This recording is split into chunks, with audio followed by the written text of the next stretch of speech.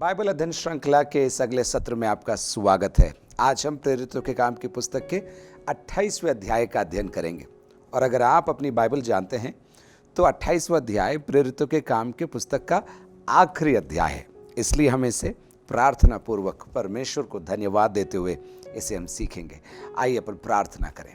परमपिता परमेश्वर, हम आपका धन्यवाद देते हैं जीवित वचन के लिए, इस सौभाग्य के लिए कि ये वचन हमसे आज भी बात करता है, और उस सौभाग्य के लिए कि हम इस वचन के आगे समर्पित हो सकें।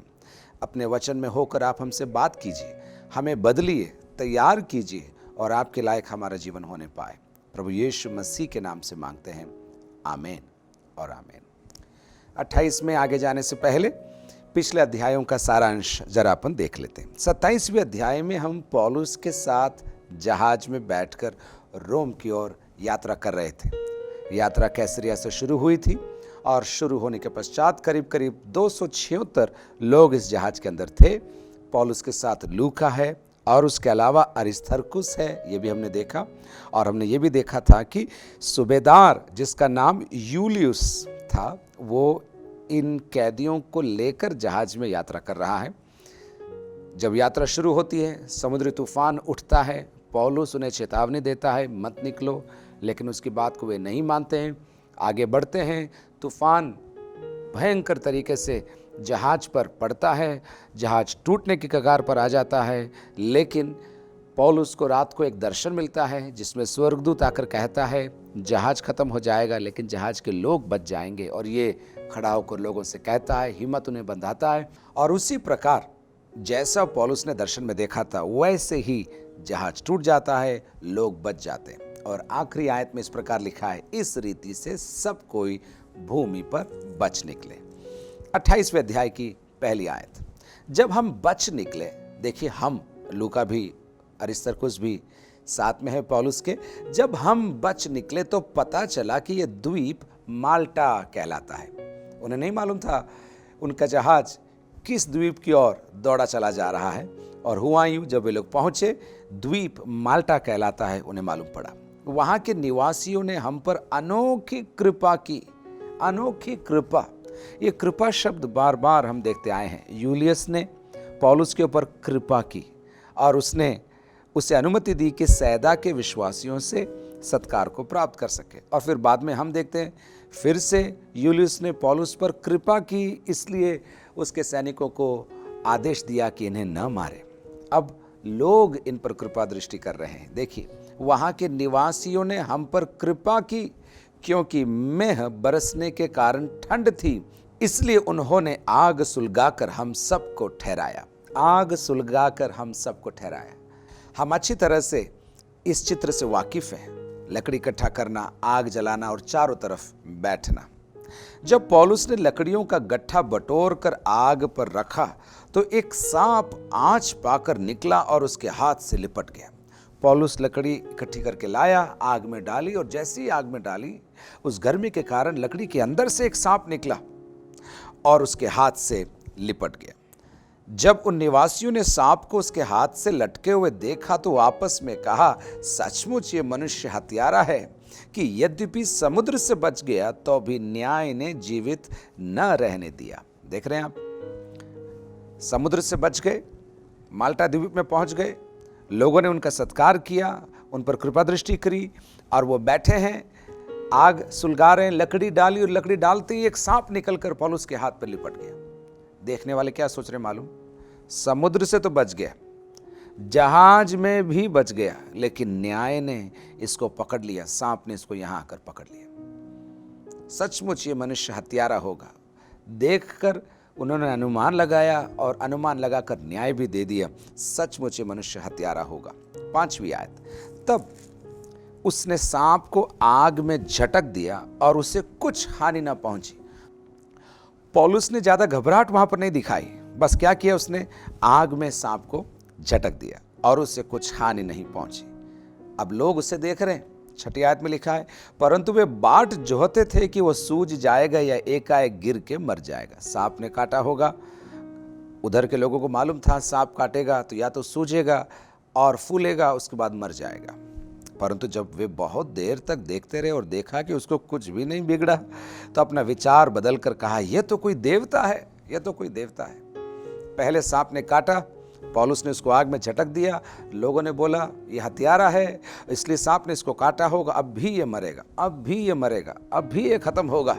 ऐसा अनुमान लगा रहे थे। देखते देखते देखते न तो पौलुस मरा, न कुछ हुआ, परंतु बिल्कुल तंदुरुस्त अवस्था में वहां पर वो बैठकर आग की आंच का आनंद वो ले रहा था। और तुरंत लोगों ने क्या बोला, ये तो कोई देवता है, ये तो कोई देवता है। आपको याद है एक बार और पहले ऐसा ही हुआ था। लुस्त्रा के अंदर, प्रेरित 14 के अंदर एक जन्म से लंगड़े व्यक्ति को पौलुस ने प्रार्थना के द्वारा चंगा किया था। 14 के 8 में लिखा है, लुस्त्रा में एक मनुष्य बैठा था जो पांवों का निर्बल था। वह जन्म ही से लंगड़ा था और कभी न चला था। वो पौलुस को बातें करते सुन रहा था। पौलुस ने उसकी ओर टकटकी लगाकर देखा कि उसे चंगे हो जाने का विश्वास है, और ऊंचे शब्द से कहा, अपने पांवों के बल सीधा खड़ा हो। तब वो उछल कर चलने फिरने लगा। लोगों ने अपनी स्थानीय भाषा में क्या बोला, देवता मनुष्यों के रूप में होकर हमारे पास उतर आए। देवता आ गए साहब, देवता आ गए। क्यों? चमत्कार हो गया। क्योंकि चमत्कार को नमस्कार आज ही नहीं, उस दिन भी हुआ करता था। लोगों ने चमत्कार देखा और बोला, देवता आ गए साहब, देवता आ गए। आगे जाने से पहले पवित्र आत्मा कुछ बात याद दिला रहा है, उसको मैं आपको बताना चाहता हूं। लोग आपके पतन का इंतजार कर रहे होंगे, जादू टोना भी कर रहे होंगे, सोच रहे होंगे ये अभी गिरेगा, उसके बाद हम इस पर हावी हो जाएंगे। यीशु के नाम से हम कहना चाहते हैं, आपके पतन का इंतजार करने वाले निराश होने जा रहे हैं, क्योंकि आपके साथ यीशु है, यीशु का आत्मा है, और आप गिरेंगे नहीं, खड़े रहेंगे मजबूती के साथ। आप पनपेंगे और आप बढ़ेंगे, गिरेंगे नहीं। यीशु के नाम से मैं आपके लिए ये घोषणा करना चाहता हूं। देखिए अब 7वीं आयत से आगे क्या लिखा है, देखिए। उस जगह के आसपास उस टापू के प्रधान पुबलियुस की भूमि थी। उसने हमें अपने घर ले जाकर 3 दिन मित्र भाव से पहुनाई की। प्रधान का नाम हमें दिया गया है, उसका नाम पुबलियुस है, और उसके पास जमीन थी और धनाढ्य था, और 3 लोगों को लेकर गया या 276 को लेकर गया, हमें नहीं मालूम, लेकिन ऐसा लिखा है, हमें अपने घर ले जाकर 3 दिन मित्र भाव से पहुनाई की। हमारी सेवा पुबलियुस ने करी। 8वीं आयत में क्या लिखा देखिए। पुबलियुस का पिता ज्वर और आंव लहू से रोगी पड़ा था, अतः पौलुस ने उसके पास घर में जाकर प्रार्थना की और उस पर हाथ रखकर उसे चंगा किया। पहुनाई की, 3 दिन उसके घर पर रखा, और उसके बाद क्या हुआ देखिए। पुबलियुस का पिता ज्वर और आंव लहू से रोगी पड़ा हुआ था। कई दिन हो गए होंगे, उसके पिता बीमार हैं, और पौलुस को मालूम पड़ा। और तब क्या हुआ, पौलुस ने उसके पास घर में जाकर प्रार्थना की और उस पर हाथ रखकर उसे चंगा किया, हाथ रखकर चंगा किया। जब ऐसा हुआ तो उस द्वीप के बाकी बीमार आए और चंगे किए। बाकी लोग भी आ गए, खबर फैल गई, पौलुस आया है और वो प्रार्थना कर रहा है, बीमार चंगे हो रहे हैं, और बाकी बीमार भी आए और वे चंगे कर दिए गए। आपको याद होगा 19वें अध्याय के अंदर, प्रेरितों के काम 19 अध्याय के अंदर पौलुस के लिए लिखा है 11 आयत में, परमेश्वर पौलुस के हाथों से सामर्थ के अनोखे काम दिखाता रहा। वापस पढ़ूं मैं, पौलुस के हाथों से सामर्थ्य के अनोखे काम दिखाता था। आप विश्वास करते हैं क्या? आपके द्वारा भी ऐसा होने जा रहा है। आप विश्वास करिए, अपने नाम को ऊंचा करने के लिए नहीं, अपनी महिमा दिखाने के लिए नहीं, अपनी बड़ाई करने के लिए नहीं, यीशु के नाम की महिमा के लिए अगर आप तैयार हैं और खड़े हैं तो आपके साथ भी ऐसा होने जा रहा है। और आपके लिए भी कहा जाएगा, परमेश्वर ने मेरे हाथों से सामर्थ के अनोखे काम दिखाए। लेकिन इतना ही नहीं, पौलुस के लिए लिखा है, रुमाल और अंगोछे उसकी देह से स्पर्श कराकर बीमारों पर डालते थे और उनकी बीमारियां जाती रहती थी और दुष्ट आत्माएं उनमें से निकल जाया करती थी। आप देख रहे हैं, रुमाल और अंगोछे पौलुस के शरीर पर लगाते थे और उसके बाद बीमारों पर उसको ले जाकर रख देते थे और वे चंगे हो जाते थे। ये पौलुस की बात थी। लेकिन पतरस के लिए क्या लिखा है? 5वें अध्याय में आप आइए, प्रेरितों के काम 5 अध्याय और उसके 12 और 15 आयत को मैं पढ़ूंगा। 12 में लिखा है, प्रेरितों के हाथों से, नाम नहीं लिखा है कौन कौन प्रेरित, लेकिन प्रेरितों के हाथों से बहुत चिन्ह और अद्भुत काम लोगों के बीच में दिखाए जाते थे। 15वीं आयत, यहाँ तक कि लोग बीमारों को सड़कों पर ला ला कर खाटों और खटोलों पर लिटा देते थे कि जब पतरस आए तो उसकी छाया ही उनमें से किसी पर पड़ जाए।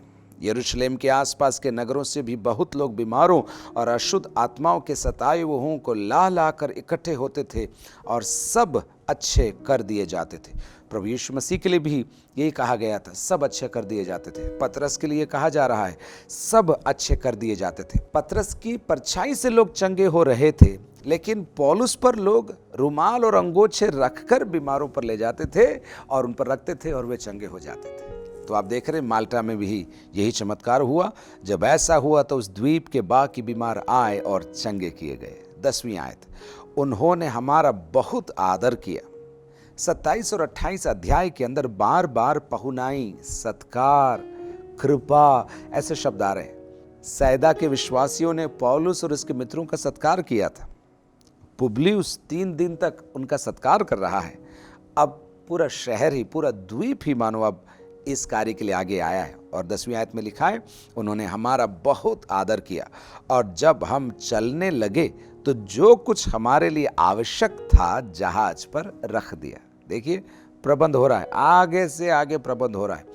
नासरी यीशु के नाम से सुनने वालों के लिए आशीष की घोषणा करता हूं, आगे से आगे प्रबंध होगा, रुकना नहीं पड़ेगा। प्रभु के सामने रुकिए तो मनुष्य और संसार के सामने आपको रुकना नहीं पड़ेगा। आगे से आगे प्रबंध होगा, क्योंकि जैसा लिखा है जहाज पर रख दिया गया। जो कुछ जरूरी था, जो कुछ आवश्यक था, जहाज पर रख दिया गया। आपके जीवन रूपी जहाज में भी प्रभु कई आश्चर्य कर्मों को, कई अद्भुत कामों को, कई अनोखे कामों को रखने जा रहा है। अब हम 11वीं आयत में आ गए। 3 महीने के बाद माल्टा में ये लोग 3 महीने तक रहे। पुबलियुस के घर में 3 दिन रहे, लेकिन यहाँ लिखा है 3 महीने के बाद हम सिकंदरिया के एक जहाज पर चल निकले। 3 महीने के बाद फिर से शब्द आ गए सिकंदरिया। ये तीसरा जहाज होगा जिसमें बैठकर पौलुस और उसके मित्र यूलियुस और अन्य सैनिक और बंदी आगे जा रहे हैं। 3 महीने के बाद हम सिकंदरिया के एक जहाज पर चल निकले जो उस द्वीप में जाड़े भर रहा था और जिसका चिन्ह दियुस्कूरी था। जहाज में बैठ गए, ये तीसरा जहाज है। अब रोम की ओर ये लोग यात्रा कर रहे हैं। 12वीं आयत, सुरकुसा में लंगर डालकर हम 3 दिन टिके रहे। अब जगहों के नाम आएंगे, आप ध्यान से सुनिए। सुरकुसा में लंगर डालकर हम 3 दिन टिके रहे। वहां से हम घूमकर रेगियुम में आए और 1 दिन के बाद दक्षिणी हवा चली। तब हम दूसरे दिन पुतियुली में आए। सुरकुसा, रेगियुम और उसके पश्चात पुतियुली में आए। 14वीं आयत, वहां हमको भाई मिले और उनके कहने से हम उनके यहां 7 दिन तक रहे। 7 दिन तक रहे। 3 दिन पुबलियुस के घर में, अब पुतियुली नामक शहर के अंदर विश्वासियों के घर पर 7 दिन तक हम लोग रहे और इस रीति से हम रोम को चले। तो पुतियुली से अब रोम की ये जो यात्रा है, ये पैदल यात्रा रहेगी। करीब करीब 209 किलोमीटर की ये यात्रा है। पौलुस और उसके मित्र पैदल जाएंगे। याद रखिए, उसके साथ सैनिक हैं, उसके हाथ जंजीर से बंधे हुए हैं और अब ये यात्रा पैदल पूरी करेगा।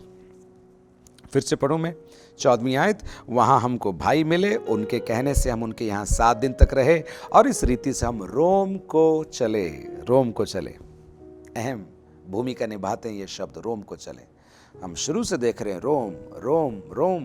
पौलुस रोम की ओर, प्रभु का आत्मा उसको बोल रहा है तो रोम में भी खड़ा होगा और अब वो दर्शन पूरा होने जा रहा है और इस रीति से हम रोम को चले। 15वीं आयत, वहां से भाई हमारा समाचार सुनकर, वहां से यानी कि रोम से, ये लोग पुतियुली से पैदल चल रहे हैं, 209 किलोमीटर पैदल चलकर उत्तर की ओर अब ये लोग पैदल चलेंगे। लेकिन रोम से विश्वासी लोगों को खबर मिल गई और वे आ रहे हैं पौलुस से मिलने के लिए। वहां से भाई हमारा समाचार सुनकर अपियुस के चौक, एक जगह का नाम है जो कि रोम से करीब करीब 65 किलोमीटर दूर था, अपियुस के चौक, और 3 सराय तक हमसे भेंट करने को आए। अपियुस का चौक 65 किलोमीटर दूर है, तो 3 सराय 50 किलोमीटर दूर। यानी कि रोम के विश्वासियों ने सुन लिया, उनको खबर मिल गई कि पौलुस और उसके मित्र रोम पहुंच रहे हैं, और इसके स्वागत के लिए वे लोग रोम से निकलकर 65 और 50 किलोमीटर चलकर उसके स्वागत के लिए आ रहे हैं, उसके स्वागत के लिए आ रहे हैं। आप सोचकर देखिए, कल्पना करिए, पौलुस जंजीर में है, जैसे रोम आना चाहता था वैसे तो नहीं आ रहा है, लेकिन फिर भी उसका सपना पूरा होने जा रहा है। आप देखेंगे, जब कोरिन्थ में रहते हुए उसने रोमी विश्वासियों को खत लिखा था, रोमी को लिखी हुई पत्री, उसके पहले अध्याय के अंदर वो कहता है, मुझे इच्छा है कि मैं तुम्हारे पास आकर तुमसे मिलूं। रोमी को लिखी हुई पत्री पहला अध्याय की 10 आयत में, और नित्य अपनी प्रार्थनाओं में विनती करता हूं कि किसी रीति से अब तुम्हारे पास आने की मेरी यात्रा परमेश्वर की इच्छा से सफल हो। 15वें अध्याय में यही बात वो फिर से कहता है 23 आयत में, परंतु अब इन देशों में मेरे कार्य के लिए और जगह नहीं रही, और बहुत वर्षों से मुझे तुम्हारे पास आने की लालसा है। रोम के विश्वासियों, बहुत समय से मैं इच्छा कर रहा हूं, मैं रोम में आऊं, तुमसे मिलूं और तुम्हें प्रभु का वचन सिखाऊं। अब रोम तो आ रहा हूं, लेकिन जैसा मैं चाहता था वैसे नहीं, फिर भी प्रभु की इच्छा में होकर, प्रभु की इच्छा के समय में मैं अब तुम्हारे पास आ रहा हूं। जंजीरों में हूं, फिर भी मैं तुम्हारे पास आ रहा हूं। और विश्वासियों का जोश देखिए, वो उससे मिलने आ रहे।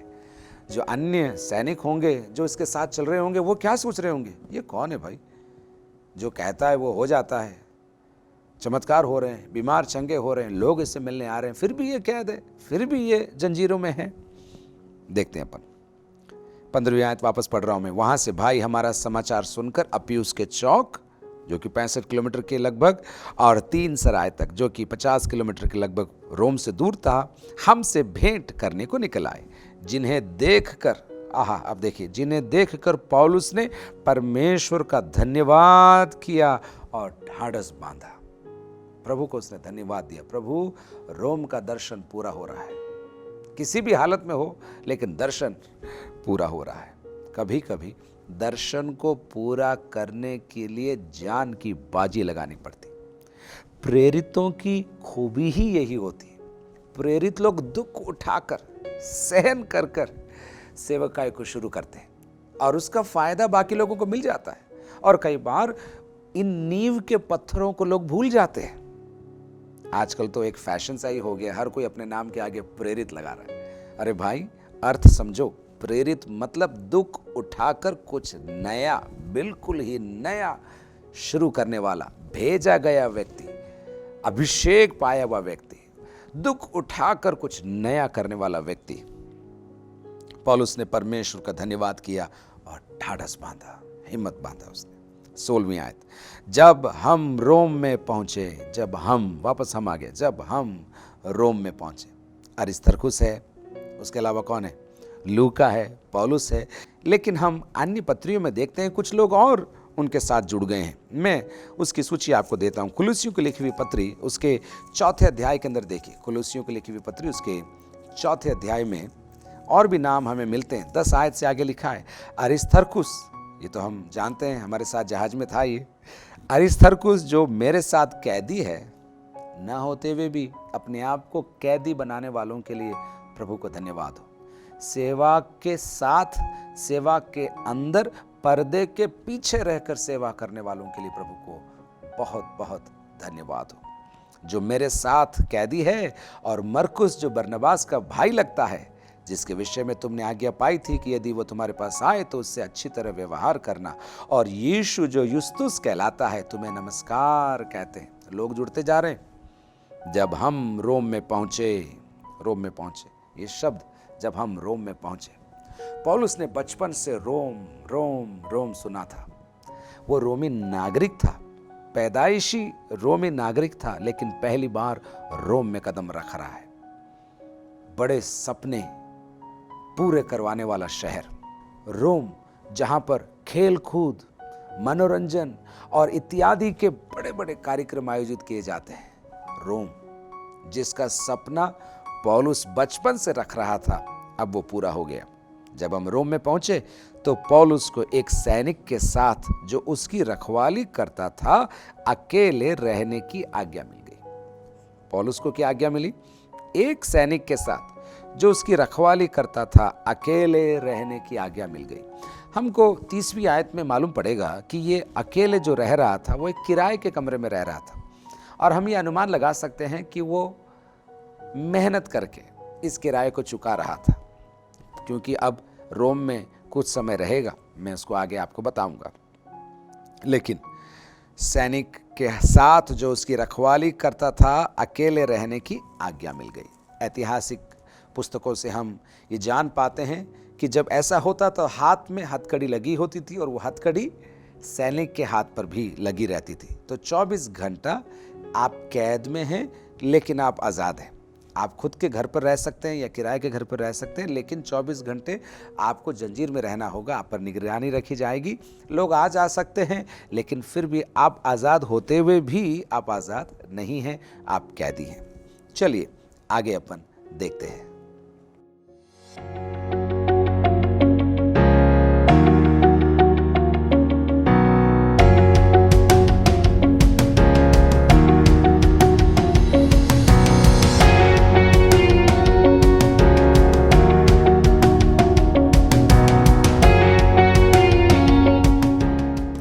सत्रहवीं आयत में आगे लिखा है, 3 दिन के बाद उसने यहूदियों के प्रमुख लोगों को बुलाया, और जब वे इकट्ठे हुए तो उनसे कहा, हे भाइयों, मैंने अपने लोगों के या बाप दादों के व्यवहारों के विरोध में कुछ भी नहीं किया, तो भी बंदी बनाकर यरूशलेम से रोमियों के हाथ सौंपा गया। 3 दिन के बाद रोम पहुंचे, और 3 दिन के बाद पौलुस ने बोला, प्रमुख लोगों को आप बुलवाओ ताकि मैं उनसे बातचीत कर सकूं। लोग आ गए, वे इकट्ठा हो गए, और उसने क्या कहा, हे भाइयों, मैंने अपने लोगों या बाप दादों के व्यवहारों के विरोध में कुछ भी नहीं किया, तो भी बंदी बनाकर यरूशलेम से रोमियों के हाथ सौंपा गया। प्रभु यीशु मसीह के लिए भी ऐसा ही कहा गया था। अपन देखते हैं लूका रचित सुसमाचार उसके 24वें अध्याय में। देखिए लूका रचित सुसमाचार 24 और उसकी 7वीं आयत में क्या लिखा है। अवश्य है कि मनुष्य का पुत्र पापियों के हाथ में पकड़वाए जाए और क्रूस पर चढ़ाया जाए और तीसरे दिन जी उठे। पापियों के हाथ में पकड़वाया जाए या सौंपा जाए। 18वीं आयत, उन्होंने मुझे जांच कर छोड़ देना चाहा। आपको मालूम है 3 बार पेशी में वो रिहा हो सकता था, लेकिन हुआ नहीं। उन्होंने मुझे जांच कर छोड़ देना चाहा, क्योंकि मुझ में मृत्यु के योग्य कोई दोष न था। परंतु जब यहूदी इसके विरोध में बोलने लगे तो मुझे कैसर की दुहाई देनी पड़ी। मुझे सुप्रीम कोर्ट की अपील लगानी पड़ी। यह नहीं कि मुझे अपने लोगों पर कोई दोष लगाना था। मैं चाहता तो दोष लगा सकता था, लेकिन मैंने उन पर दोष नहीं लगाया, लेकिन अपने आप को बचाने के लिए मैंने कैसर की दुहाई दी। 20वीं आयत, इसलिए मैंने तुमको बुलाया है, रोम के प्रमुखों, मैंने तुमको बुलाया है कि तुमसे मिलूं और बातचीत करूं, क्योंकि इज़राइल की आशा के लिए मैं इस जंजीर से जकड़ा हुआ हूं। इज़राइल की आशा के लिए मैं इस जंजीर से जकड़ा हुआ हूं। हमने 23वें अध्याय में देख लिया, 24वें अध्याय में देख लिया, और 26वें अध्याय में भी देख लिया। क्या थी ये आशा? मरे हुओं में से जी उठने की आशा। मरे हुओं में से जी उठने की आशा।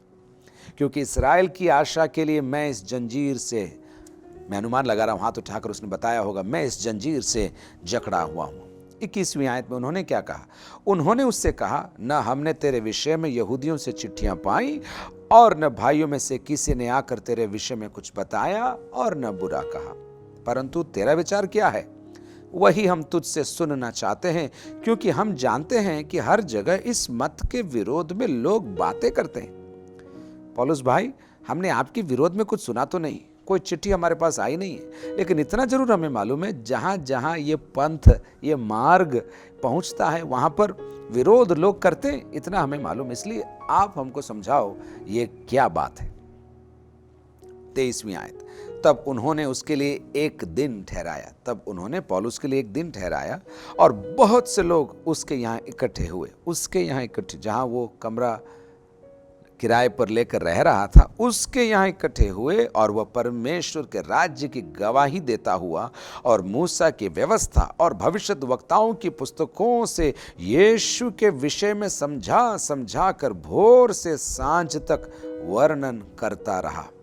उसके सामने यहूदी लोग हैं, रोम के निवासी हैं, लेकिन उन्हें अब परमेश्वर का सुसमाचार कहां से सुना रहा है? आप देखिए, परमेश्वर के राज्य की गवाही देता हुआ मूसा की व्यवस्था और भविष्यद्वक्ताओं की पुस्तकों से यीशु के विषय में समझा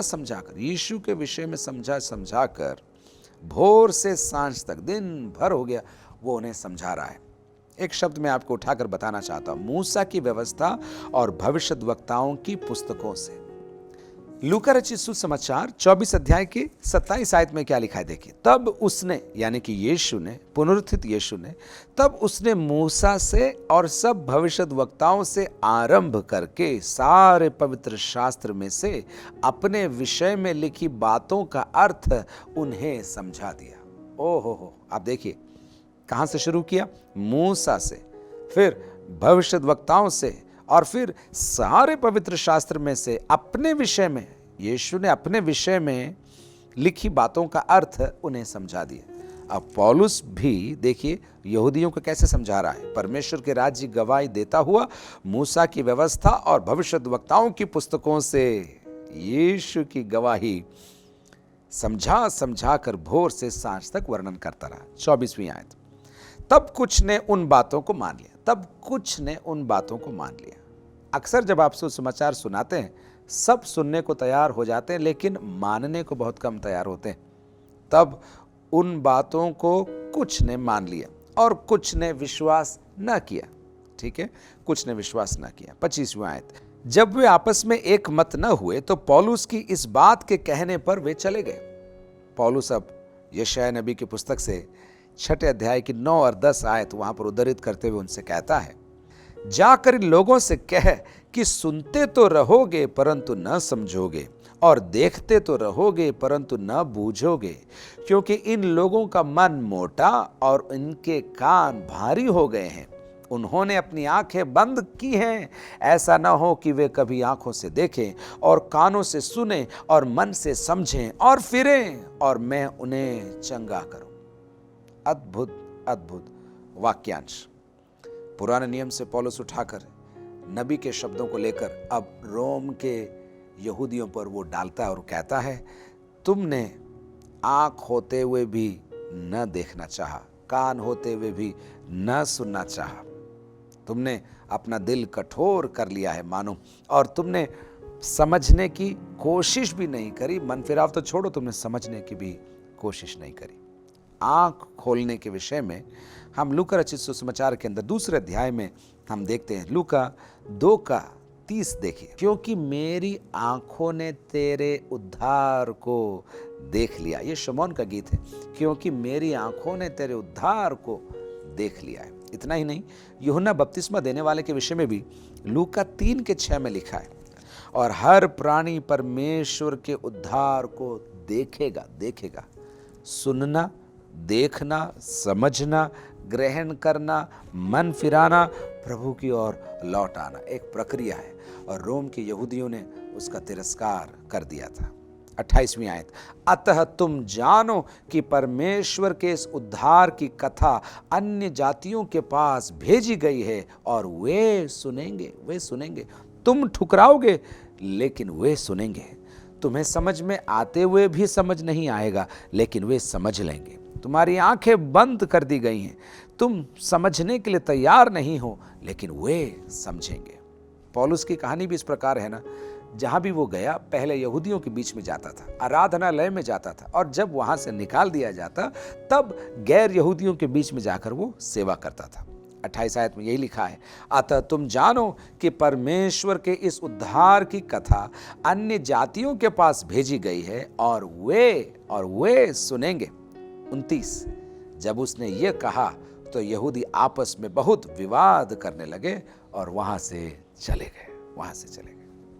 कुछ ने विश्वास किया, कुछ ने विश्वास नहीं किया, लेकिन पौलुस अपने दर्द को अब इस यशायाह नबी के शब्दों का इस्तेमाल करते हुए उनसे कहता है, कान होते हुए भी तुमने सुना नहीं, आंख होते हुए भी तुमने उद्धार को नहीं देखा, तुमने अपना मन मोटा कर दिया और कान भारी तुम लोगों ने कर लिए, और अगर तुम ऐसा न करते तो मैं तुम्हें चंगा करता, लेकिन अब मैं तुम्हें नहीं अन्य जातियों को चंगा करूंगा।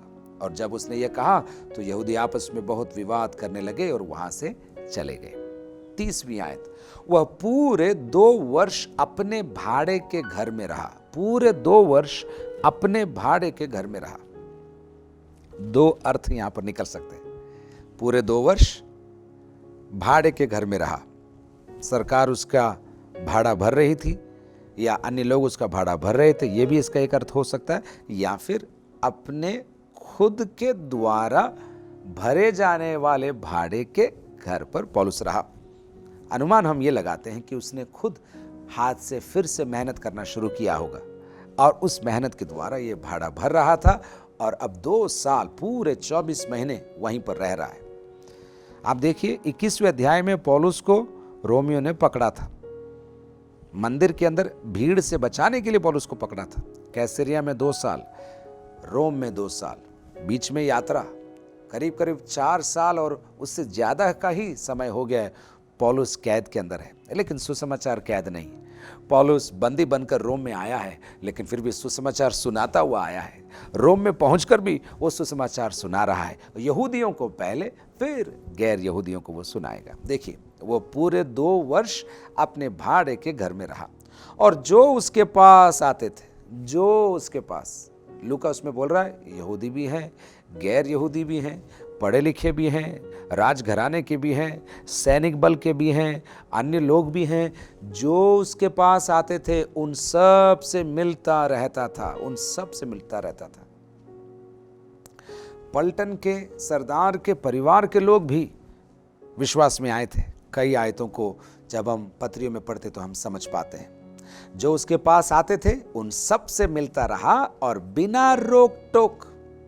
याद रखिए, पहले मैंने आपको बताया था कि रोमी साम्राज्य में लोगों को अपने धर्म को मानने की आजादी थी, इसलिए यहां वही बात लिखी है, बिना रोक टोक, बहुत निडर होकर। यह शब्द बहुत जरूरी है, बिना रोक टोक, बहुत निडर होकर, बहुत जरूरी शब्द है, निडर होकर। 2-3 आयतें मैं आपको बताता हूं। 13वें अध्याय में देखिए, प्रेरितों के काम 13 का 46। तब पौलुस और बरनबास ने निडर होकर कहा, निडर होकर कहा। एक और आयत, प्रेरितों के काम 14 अध्याय उसकी 3री आयत। वे बहुत दिन तक वहां रहे और प्रभु के भरोसे पर हियाव से बातें करते थे, हियाव से बातें करते थे। एक और आयत 18 का 26 देखिए, वह आराधनालय में, ये एफेसुस की बात हो रही है, वह आराधनालय में निडर होकर बोलने लगा। एक और आयत 19 अध्याय की 8 आयत देखिए, वह आराधनालय में जाकर 3 महीने तक निडर होकर बोलता रहा, निडर होकर बोलता रहा। तो आप देख रहे हैं पौलुस कहाँ है? रोम में है। किस अवस्था में है? उसके हाथ जंजीरों से बंधे हुए हैं, उसके साथ एक सैनिक उसे दिया गया है और इनकी भी पारी 8-8 घंटे की पारी हुआ करती होगी, हम अनुमान लगा रहे हैं, और सैनिक बदलते जा रहे हैं। ये वहीं पर है और 30वीं आयत में लिखा है, भाड़े के घर में 2 साल हो गए, वहीं पर है। और जो कोई उसके पास आते थे उन सब से मिलता रहता था पौलुस, और बिना रोक टोक, बहुत निडर होकर। उन आयतों को मैंने आपको बताया। मेरे पिताजी स्वर्गीय डॉक्टर थॉमस मैथ्यू इस प्रकार कहा करते थे, पवित्र आत्मा का 10वां फल है निडरता या हियाव। बिना रोक टोक, बहुत निडर होकर परमेश्वर के राज्य का प्रचार करता और प्रभु यीशु मसीह की बातें सिखाता रहा। परमेश्वर के राज्य का प्रचार और प्रभु यीशु मसीह की बातों को सिखाता रहा। प्रचार भी है, सिखाना भी है, परमेश्वर का राज्य भी है, प्रभु यीशु मसीह की बातें भी। और लूका यहाँ पर इस पुस्तक का अंत कर देता है। इसके पढ़ने वालों को ऐसा लगेगा, अरे पौलुस को आगे क्या हुआ, क्यों नहीं बताया, इतने जल्दी क्यों बंद कर दिया, एक और अध्याय इसके आगे होना चाहिए था। कम से कम ये तो बताते कि पौलुस को क्या हुआ। 2 साल रोम में रहा, बिना रोक टोक वचन सुनाता रहा, परमेश्वर के राज्य का प्रचार और यीशु मसीह की बातें सिखाता रहा, बस इतना ही। आगे बताओ तो सही। इतना सस्पेंस आपने क्रिएट कर दिया। जहाज टूट रहा था, बच गए, माल्टा से निकले, सांप ने काटा, वहां भी बच गए, रोम पहुंच गए, लेकिन आगे क्या? आपको याद रखना है, लूका पौलुस की कहानी नहीं लिख रहा है, न ही वो पतरस की कहानी लिख रहा है। लूका सुसमाचार किस प्रकार यरूशलेम से निकलकर रोम तक पहुंचा, उस कहानी को वो लिख रहा है। कलीसिया की बढ़ोतरी की कहानी लिख रहा है। इसलिए बार बार वो आयतों को लिखेगा। कलीसिया बढ़ती गई, संख्या में बढ़ती गई, प्रभाव में बढ़ती गई। मैं आपको आयतें दूंगा, लेकिन आपको मैं याद दिला रहा हूं, तो पौलुस की कहानी ही प्रेरितों के काम के अंदर नहीं है, नहीं पतरस की कहानी। हाँ, नाम है हमारे लिए, बरनबास आपसे मिलेगा, इसके अंदर पौलुस है, पतरस है, अन्य प्रेरित है, याकूब है, अन्य प्राचीन है, ये सारे लोग हैं, किरदार हैं, लेकिन कहानी कलीसिया की है, कहानी सुसमाचार की है। आपको मैं वो आयतें दूं, दूसरे अध्याय के अंदर ही वो शुरू होता है। हमने देखा दूसरे अध्याय के 47 आयत में लिखा है, और परमेश्वर की स्तुति करते थे और सब लोग उनसे प्रसन्न थे, और जो उद्धार पाते थे उनको प्रभु प्रतिदिन उनमें मिला देता था। 6:1 देखिए, उन दिनों में जब चेलों की संख्या बहुत बढ़ने लगी, बहुत बढ़ने लगी। 6:7 देखिए, परमेश्वर का वचन फैलता गया और यरूशलेम में चेलों की गिनती बहुत बढ़ती गई, बहुत बढ़ती गई। 9:31 देखिए, इस प्रकार सारे यहूदिया और गलील और सामरिया में कलीसिया को चैन मिला और उसकी उन्नति होती गई, कलीसिया की उन्नति होती गई। 12वें अध्याय में आइए, उसके 24 में क्या लिखा है, परंतु परमेश्वर का वचन बढ़ता और फैलता गया। परमेश्वर का वचन बढ़ता और फैलता गया। तो आप देख रहे हैं, एक के बाद एक लूका लिख रहा है, कलीसिया बढ़ती गई, कलीसिया बढ़ती गई, कलीसिया बढ़ती गई। सेवकों को प्रभु ने खड़ा किया, उन्हें इस्तेमाल किया, लेकिन सेवक हट गए तो भी कलीसिया बढ़ती चली गई। 2 और आयतें आपको मैं देता हूं। 16:5 देखिए, 16 अध्याय उसकी 5वीं आयत। इस प्रकार कलीसियाएं विश्वास में स्थिर होती गईं और संख्या में प्रतिदिन बढ़ती गई, संख्या में प्रतिदिन बढ़ती गई। 19:20 देखिए, 19:20।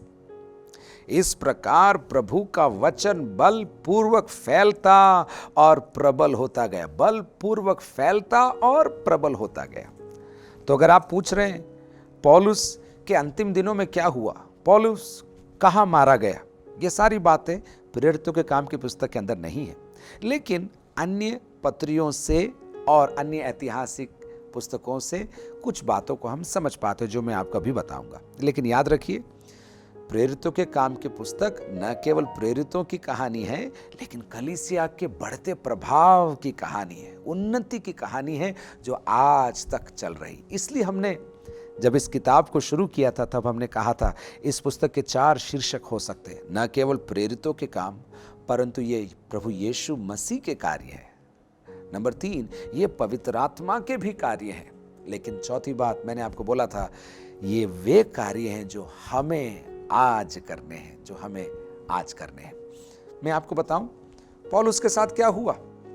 यहां तो वो प्रचार कर रहा है, बातें सिखा रहा है, लेकिन ऐसा कहते हैं 2 साल वहां रहने के बाद उसे रिहा कर दिया गया। यरूशलेम से उस पर नालिश करने वाले रोम तक नहीं पहुंच पाए। हमें नहीं मालूम क्यों और क्या हुआ, शायद उन्होंने मुद्दा छोड़ दिया होगा, चाहे भूल गए होंगे, हमें नहीं मालूम। लेकिन रोम तक वो लोग पहुंचे नहीं, इसलिए केस बना ही नहीं, बात आगे नहीं बढ़ी और पौलुस को रिहा कर दिया गया। पौलुस रिहा होने के पश्चात सेवा करता रहा, अलग अलग जगहों पर जाकर सेवा करता रहा, और ऐसा अनुमान लगा सकते हैं स्पेन तक, उस समय की दुनिया के छोर तक वो पहुंचकर सेवा कर रहा है। एक और बात बीच में मैं आपको बता दूं, रोम के इस कारागृह में रहते हुए, यानी कि भाड़े के घर में रहते हुए, पौलुस ने 4 पत्रियां लिखी, और उन पत्रियों में फिलेमोन को उसने एक पत्री लिखी। उसके अलावा कुलुसी शहर के विश्वासियों को यहां रहते हुए उसने एक खत भेजा। एफेसुस के विश्वासियों को भी उसने लिखा, और उसके अलावा फिलिप्पी शहर के विश्वासियों को पौलुस पत्री लिखकर भिजवाता है। तो आप देख रहे हैं, समय का सदुपयोग कर रहा है, वचन सिखा रहा है, प्रचार कर रहा है, और पत्रियां लिखकर विश्वासियों को मजबूत कर रहा है कि जो बातें सुनी हैं, जो बातें तुमने देखी है, उसमें दृढ़ तुम बने रहो। पौलुस ने 13 पत्रियां लिखी हैं कुल, और उसको 3 भाग में हम विभाजित कर सकते हैं। पहला भाग है सामान्य पत्रियां, जो उसने पहले लिखकर विश्वासियों को पहुंचाई।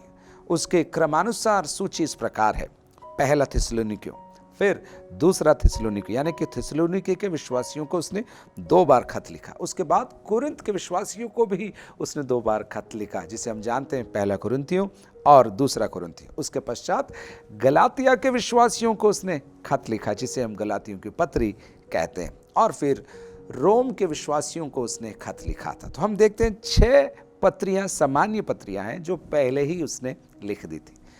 और यहाँ पर कारागृह में आने के बाद कारागृह की 4 पत्रियां लिखी, जिसका मैंने आपको विवरण अभी दिया। फिलेमोन को लिखी हुई पत्री, कुलुसियों को लिखी हुई पत्री, एफिसियों की पत्री और फिर फिलिपियों की लिखी हुई पत्री। लेकिन अन्य इतिहासकार कहते हैं इस 2 वर्ष के बाद पौलुस को रिहा कर दिया गया और रिहाई के पश्चात वो यात्रा करता रहा और यात्रा करके कलीसियाओं को मिलता रहा, उन्हें प्रोत्साहित करता रहा। और उस दौरान उसने पासवानी की पत्रियां लिखी, जिसके अंदर पहला तिमोथी, तीतुस और दूसरा तीमुथियुस है। तो इस प्रकार कुल 13 पत्रियां हो गई, सामान्य पत्रियां, कारागृह पत्रियां और फिर पासवानी पत्रियां, जिसके अंदर पहला तीमुथियुस, तीतुस और दूसरा तीमुथियुस है। और जब आप दूसरा तीमुथियुस को पढ़ते हैं, आप समझ पाते हैं कि वो अब मृत्यु की कगार पर है। कुछ ही दिनों में, ऐसा अनुमान हम लगा सकते, कुछ ही दिनों में वो मौत के घाट उतारा जाएगा। लेकिन वो निडर है, उसने अपनी दौड़ पूरी कर ली है, वो निश्चिंत है और वो निश्चित है कि वो प्रभु से जा मिलेगा।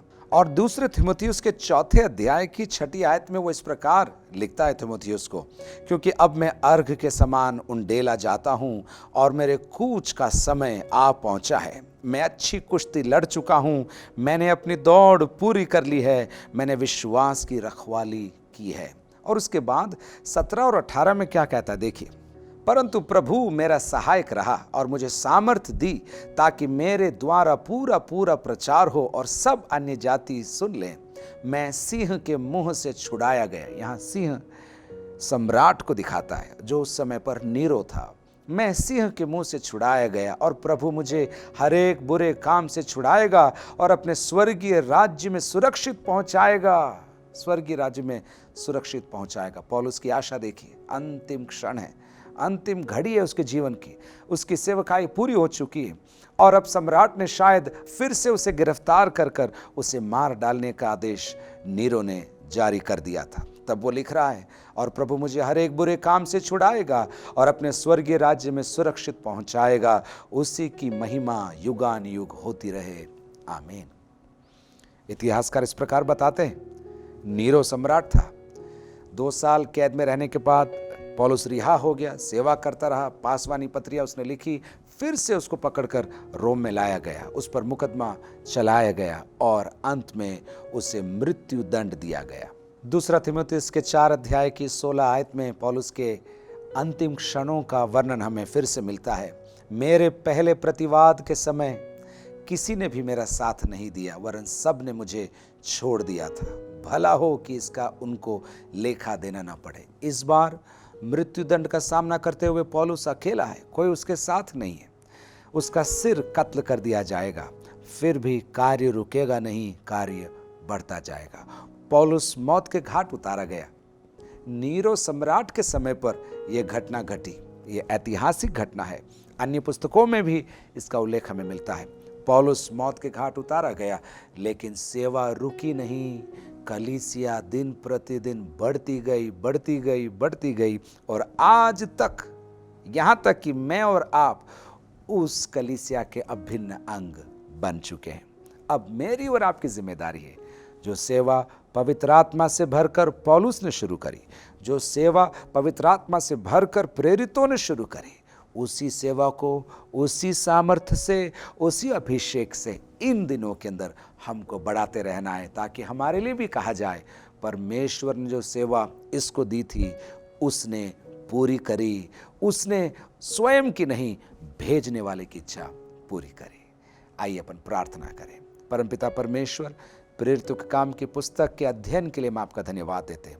प्रभु, हम धन्यवाद देते हैं उन शूरवीरों का जिन्होंने अपने जान की बाजी लगा दी ताकि हम तक ये सुसमाचार पहुंच सके।